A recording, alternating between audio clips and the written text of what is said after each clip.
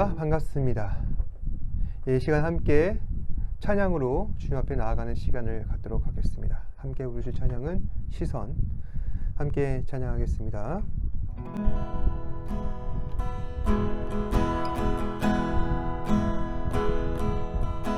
내게로부터 눈을 들어 주를 보기 시작할 때 주의 입을 보겠네.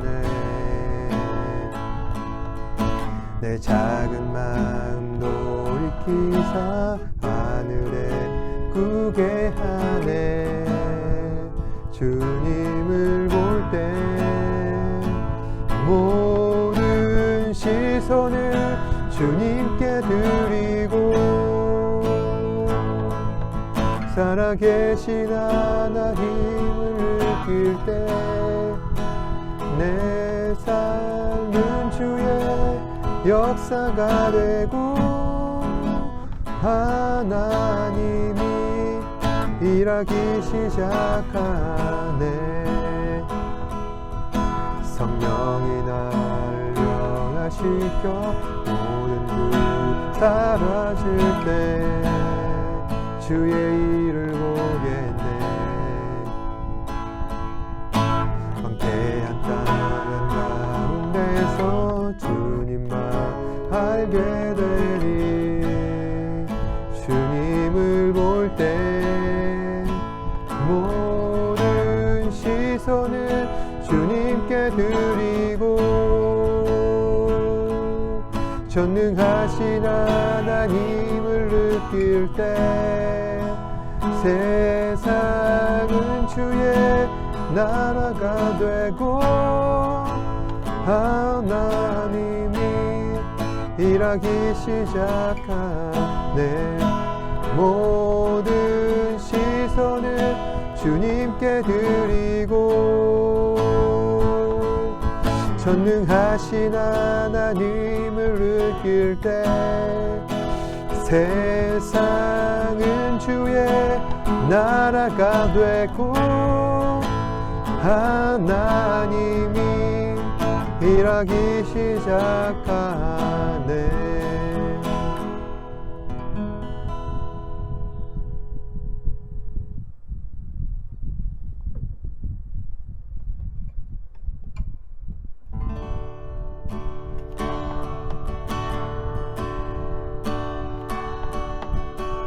오직 주의 은혜로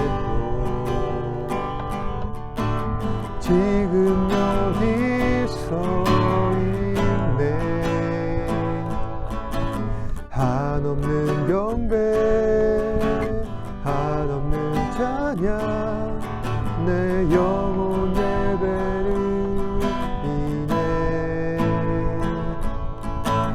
나를 위해 이 땅에 오신 주의 그은혜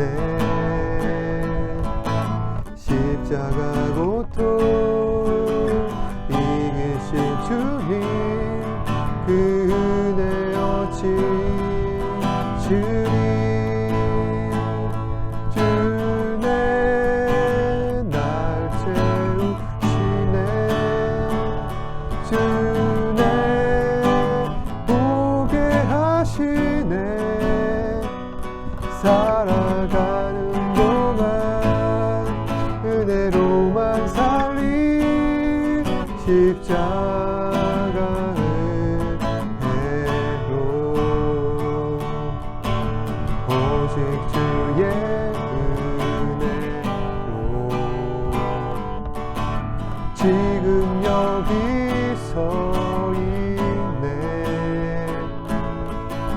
한없는 경배 한없는 찬양 내 영혼 예배드리네.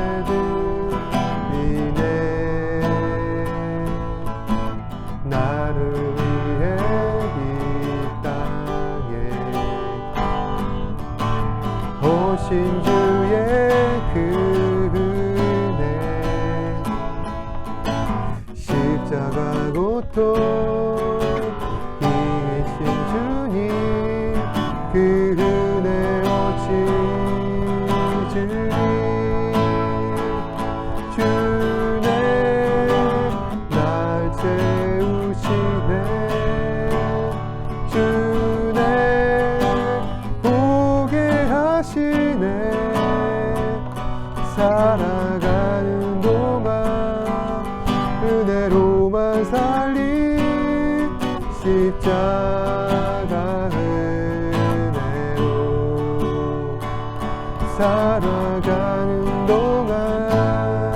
은혜로만 살린 십자가 은혜로.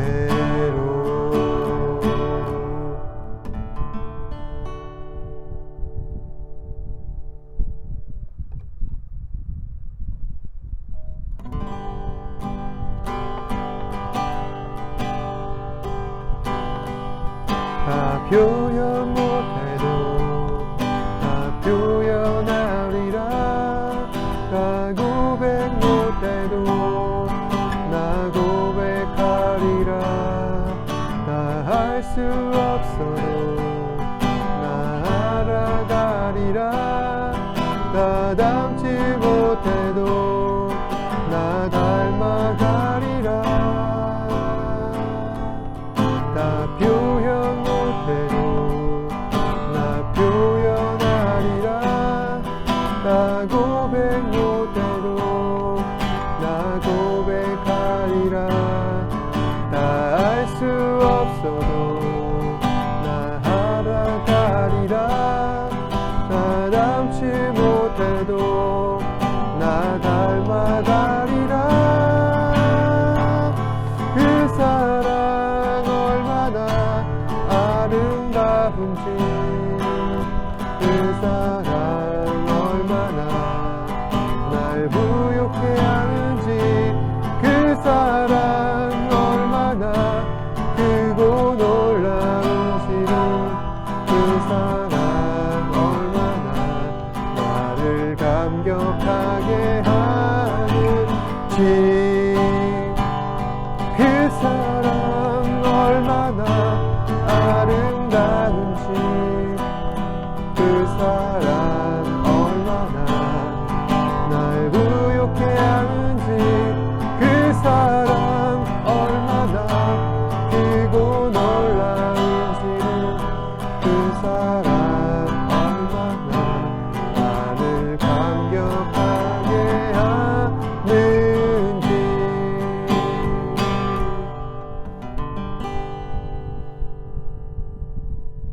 사도신경으로 신앙을 고백하도록 하겠습니다.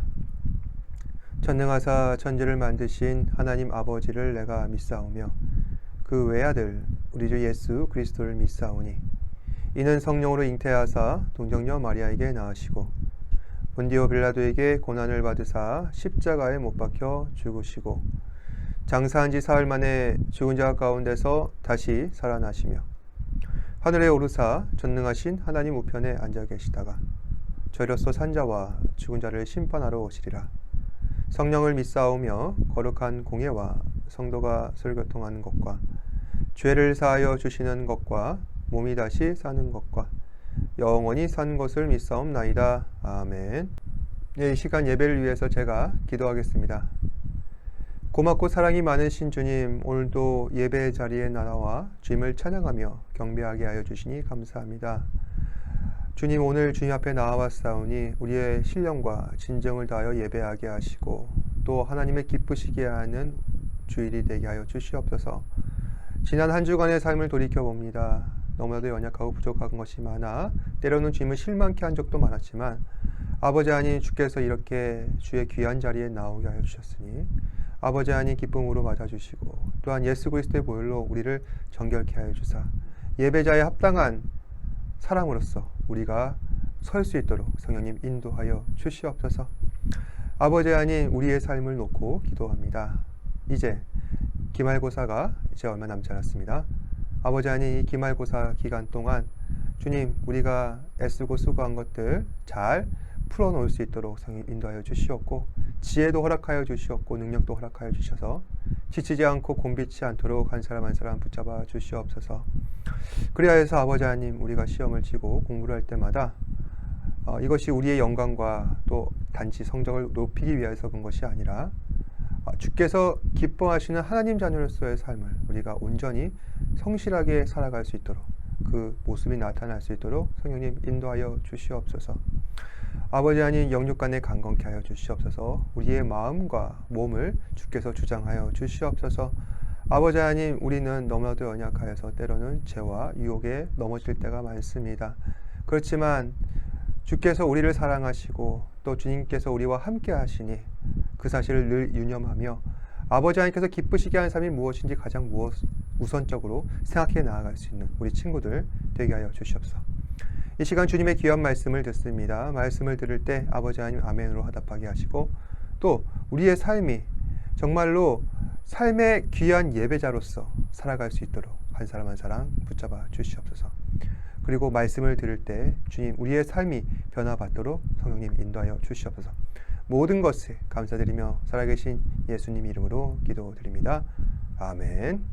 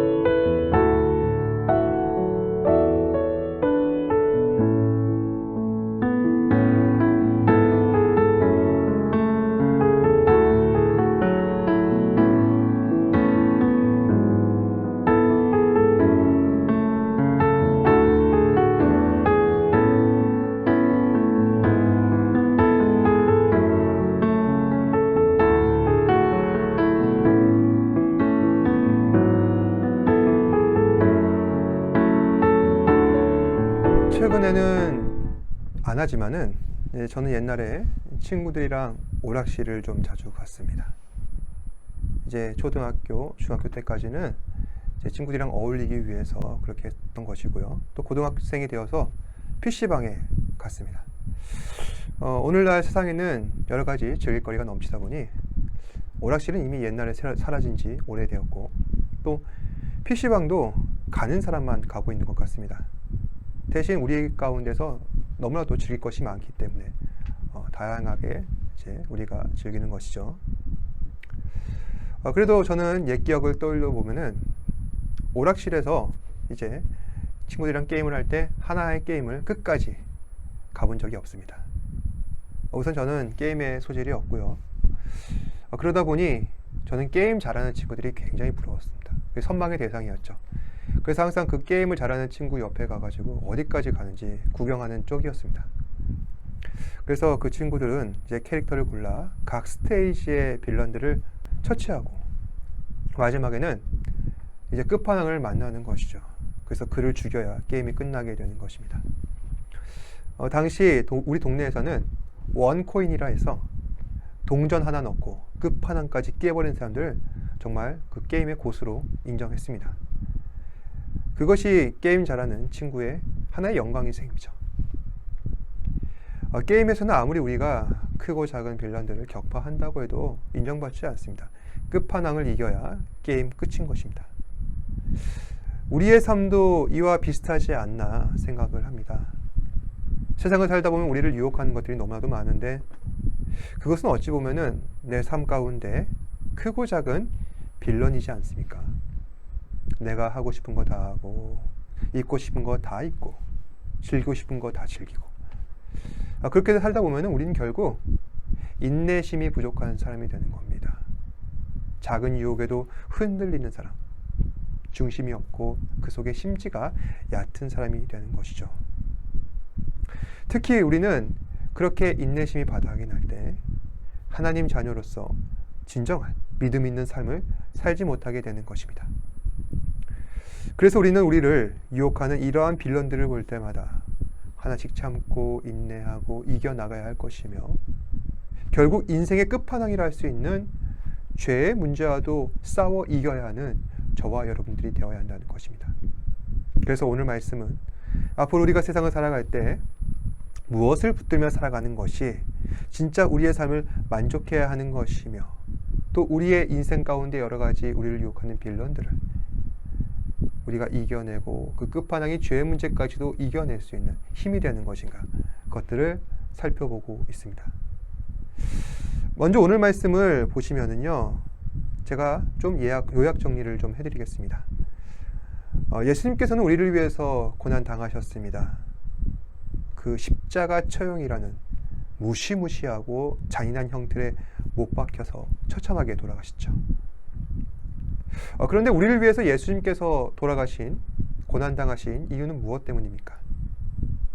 우리를 죄에서 구원하시고 하나님 자녀로서 우리가 우리 본연의 모습을 가질 수 있도록 하나님의 아들 되신 예수님께서 우리를 위해 대신하여 희생하신 것입니다. 따라서 예수님의 십자가 고난은 우리를 자유케 하신 것이고 우리를 온전케 하신 것이며, 그로 인해서 우리는 하나님의 영광을 덧입게 되었다 할 수 있는 것입니다. 이것이 의미한 바가 뭐냐면은 바로 저와 여러분들이 죄인이지만은 그럼에도 불구하고 예수 그리스도로 말미암아 하나님의 자녀로 신분이 바뀌었다는 것을 의미하는 것입니다. 그러면 우리의 신분이 바뀌었습니다. 앞으로 어떻게 해야 할까요? 우리는 믿음의 자녀답게 살아야 하겠죠. 믿음의 자녀라면은 가장 먼저 해야 하는 것들이 몇 가지가 있습니다. 그 중에 하나가 뭐냐면은 예수 믿는 사람들과 함께 가는 겁니다. 우리 중고등부, 우리 가족, 그리고 우리 교회 모두 예수님 안에서 한 형제요, 자매로서 서로를 사랑하고 아껴주며 이해하고 공감해주는 것이 필요하다는 것이죠. 사실 교회 안에서 실제 형제 자매도 아닌데 어떤 사람들이 형제님, 자매님 하면서 이러한 모습들을 보면은 조금 오그라들 때가 있습니다. 그럼에도 불구하고 우리는 서로를 그렇게 부르고 있어요. 왜 그러냐? 거룩하신 하나님께서 예수 믿는 우리 모두를 자녀 삼으셨기 때문입니다. 따라서 이것은 오글거린다거나 부끄럽다거나 할 것이 아니라 자랑스러운 것이고 귀한 것이며 서로 하나님께 영광된 것이라 할 수 있습니다. 따라서 우리는 하나 되어서 믿음 안에 서로를 세워가야 할 것이고, 또 함께 예배하고 찬양하고, 그래서 세상 가운데 주의 이름을 널리 전하는 것을 절대로 어려워한다거나 부끄러워해서는 안 될 것입니다. 따라서 우리는 하나 되어 믿음 안에 서로를 세워가고 함께 예배하고 찬양하고, 그래서 세상 가운데 주의 이름을 널리 전한 것을 절대로 어려워하거나 부끄러워할 필요가 없습니다. 우리는 하나님의 자녀로서 다 함께 예수 그리스도를 의지하고 예수님을 주님으로 섬겨야 할 것이며, 이것이 우리의 진실된 고백이 되어야 할 것입니다. 그래서 히브리서 말씀을 기록한 성경 저자는 또 다음과 같이 우리에게 전하고 있습니다.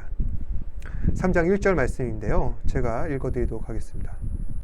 그러므로 함께 하늘의 부르심을 받은 거룩한 형제들아, 우리가 믿는 도리의 사도이시며 대제사장이신 예수를 깊이 생각하라.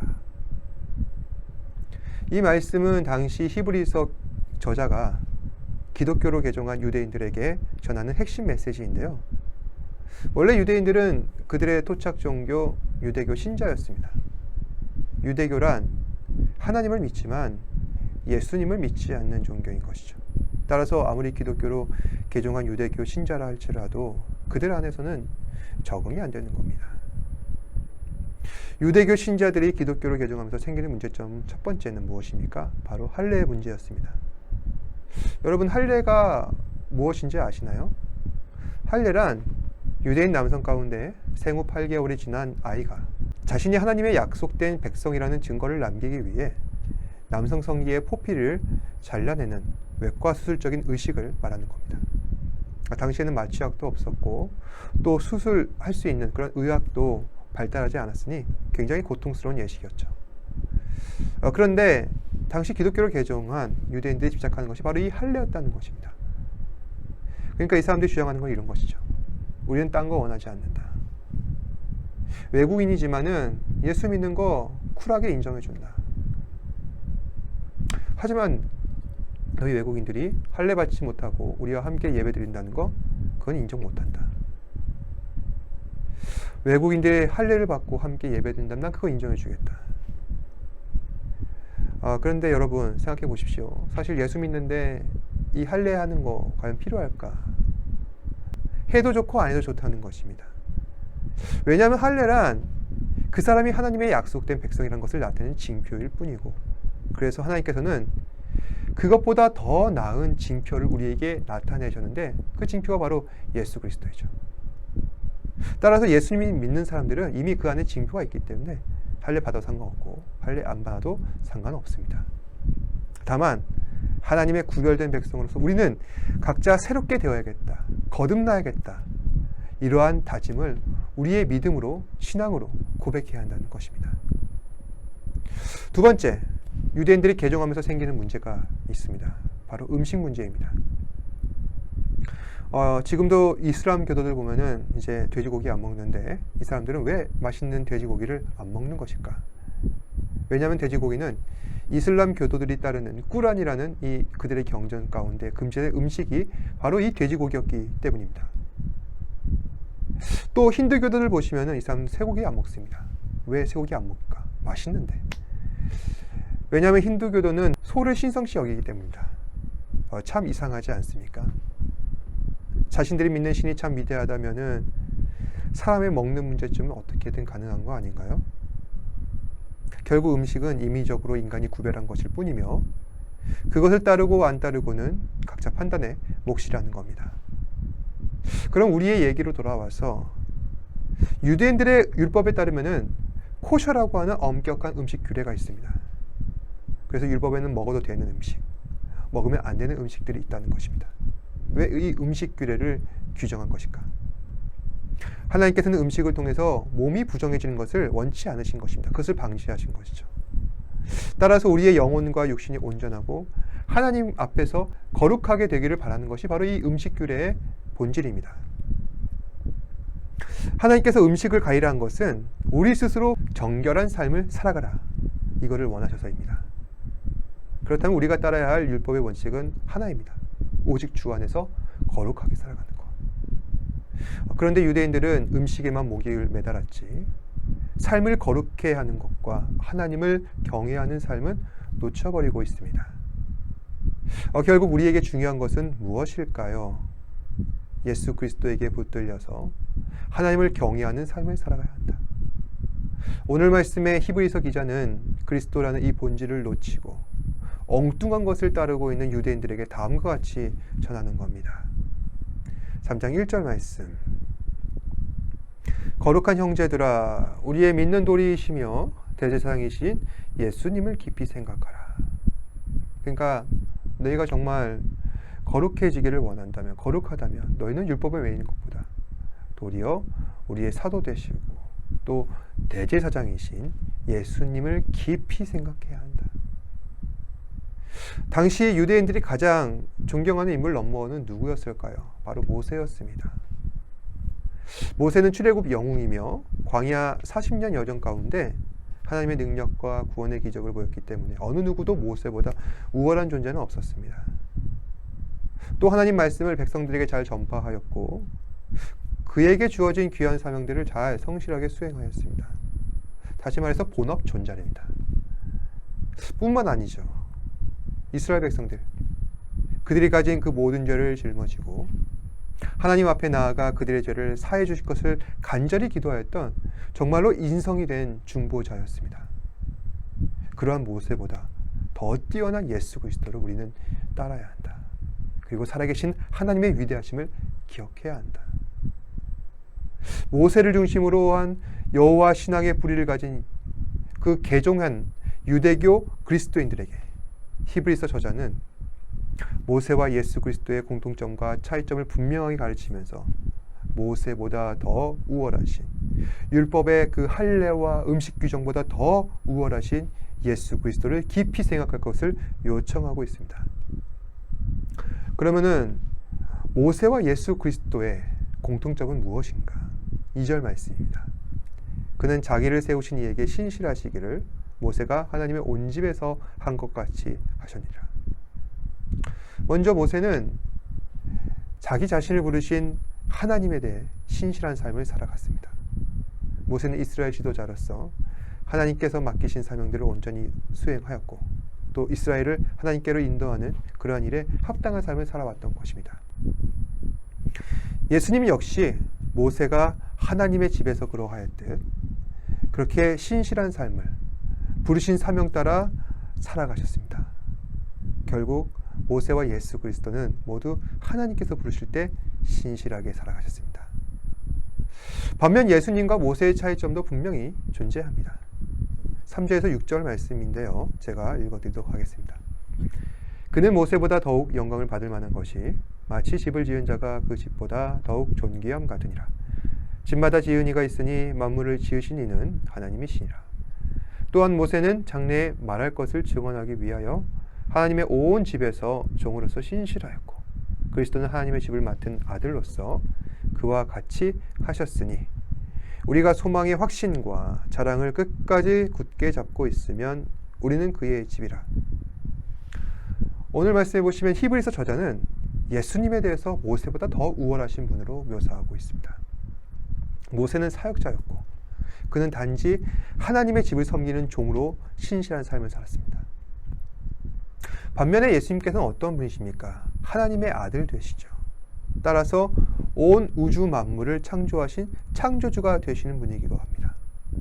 다시 말해 예수님께서는 모세와 같이 집을 섬기는 종이 아니라 실제 집을 지으신 건축자요, 집 주인이신 것입니다. 그런 예수님께서 이 땅에 오셔서 우리를 섬기신 것입니다. 따라서 예수님께서는 모세와 비교할 수 없을 정도로 위대한 분이시다. 그러니 당시 유대인들은 복음의 실제가 되신 예수 그리스도를 믿음으로 굳게 붙들어야 하는 것이죠. 살아간 여러분, 과거 유대인과 그리고 그리스도인들이 그러해야 하는 것처럼 오늘날 우리 이 땅에 예수를 믿고 살아가는 주의 자녀들은 정말 예수님 굳게 붙들고 살아가야 합니다. 우리 인생은 그 세상의 그 어떠한 것 가운데서도 우리의 그 갈급함과 간절함을 채워줄 수 있는 것은 아무것도 없습니다. 목이 말라 갈급한 심령을 온전케 하시는 분은 오직 예수님 분이십니다. 우리 인생의 영원한 주인이 되시고 우리를 위해서 자신을 제물 드려서 하나님 앞에 영원한 제사를 지내신 예수 그리스도를 굳게 붙드시고 날마다 예수님을 묵상하며 살아가야 합니다. 그로 인해 우리는 진정한 위로와 만족과 안식을 누릴 수 있게 되는 것이죠. 이번 한 주간 우리 삶의 주인이 되신 예수 그리스도를 굳게 붙들고 승리하며 살아갈 수 있기를 주님의 이름으로 축복합니다. 기도하겠습니다. 고맙고 사랑이 많으신 아버지 하나님 감사합니다. 오늘도 말씀을 통하여서 예수 그리스도를 굳게 붙들고 예수 그리스도 안에 거하며 살아가는 것이 얼마나 귀하고 복된 일인지 오늘 히브리서 저자의 말씀을 통해 다시 한번 더 생각해 보게 됩니다. 예수님께서는 율법에 기록된 할례와 음식 규정보다 더 우월하신 말씀을 전하신 하나님이시고 또 모세보다 더 위대하고 또 단지 집의 종으로서 섬기러 오신 것이 아니라 그 집을 완성하신 하나님 나라를 우리에게 소개하시고 또 그곳을 다하게 하신 참 하나님이시며 참 신이십니다. 예수 그리스도를 의존하며 살아갈 수 있는 우리 사랑하는 중고등부 학생들 되게 하시고 오직 주님 앞에 붙들려 살아갈 때마다 주께서 기뻐하시는 삶을 살아가며 영광된 삶을 살아갈 수 있도록 한 사람 한 사람 붙잡아 주시옵소서. 한 주간도 주의 안에 거하며 영육간에 강건케 하여 주시옵고 우리의 몸과 마음을 온전케 하신 주님 앞에 나아와 하나님을 경배하며 찬양할 수 있는 우리 친구들 되게 하여 주시옵소서. 모든 것에 감사드리며 살아계신 예수님 이름으로 기도드립니다. 아멘.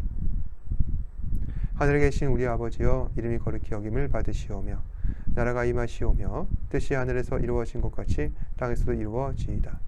오늘날 우리에게 일용할 양식을 주시옵고 우리가 우리에게 죄 지은 자를 사하여 준 것 같이 우리 죄를 사하여 주시옵고 우리를 시험에 들게 하지 마시옵고 다만 악에서 구하시옵소서. 나라와 권세와 영광이 아버지께 영원히 있사옵나이다. 아멘.